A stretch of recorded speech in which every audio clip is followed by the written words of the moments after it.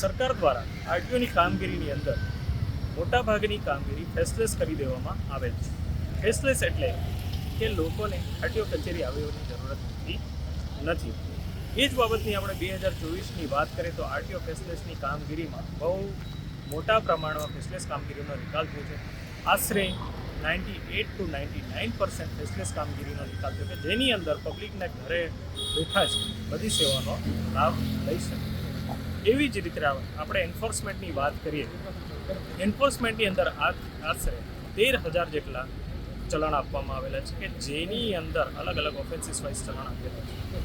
અને તેમાં સૌ વ્યક્તિઓને કહેવાય કે હેલ્મેટ છે, સીટ બેલ્ટ છે, લાઇસન્સ છે, ઓવરલોડ છે, ઓવર ડાયમેન્ડ છે, એવા તમામ વ્યક્તિઓને આપવામાં આવેલ છે. ખાસ કરીને વાત કરીએ તો વાહનની અંદર પણ મોટાભાગની વ્યક્તિઓ ફેસલેસ કરવામાં આવે છે કે જેની અંદર પણ 98% વ્યક્તિઓનો નિકાલ થયો છે. એવી જ રીતે રંગીલા રાજકોટની આપણે વાત કરીએ તો 2024ની અંદર ખાસ મોટા એવા પ્રમાણની અંદર 24 નંબરોની બોલાબાલી થઈ છે. એમાં પણ મોટાભાગના પબ્લિકોએ લાભ લીધો છે.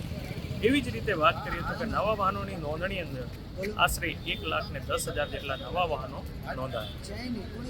વધુમાં આપને જણાવતા એ થાય છે કે વાહનો તો આપણે ખરીદીએ છીએ, પરંતુ એના ટ્રાફિકના નિયમોને પાળવાનું વચ્ચેના દિવસે ભૂલી જઈએ. સૌ જનતાને એક વિનંતી છે કે આપણે ટ્રાફિકના નિયમો પાળીએ અને પોતાનું મકર સંક્રાંતિ નિમિત્તે પતંગના દોરાથી લોકોને જાનહાનિનું નુકસાન થતું હોય છે, લોકોના મૃત્યુ થતા હોય છે. એવી જ રીતે પશુ પંખીના પણ પતંગના દોરાના કારણે મૃત્યુ થતા હોય છે. એના સંદર્ભે આર્કિટ ઇન્સ્ટિટ્યૂટ દ્વારા એક રેલીનું આયોજન કરવામાં આવ્યું હતું.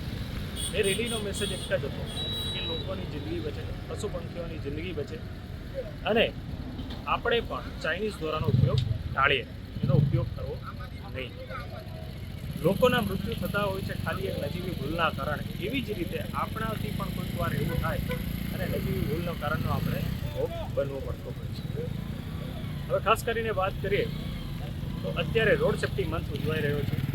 1 જાન્યુઆરી 2025થી લઈને 31 જાન્યુઆરી 2025 સુધી રોડ સેફ્ટી મંથની ઉજવણી થવાની છે, જેની અંદર અમારો મુખ્ય હેતુ છે કે લોકો ટ્રાફિકના નિયમો પાળતા થાય અને ટ્રાફિકના કારણે જે પણ અડચણ ઊભી થતી હોય એને દૂર કરવાનો પ્રયોગ છે.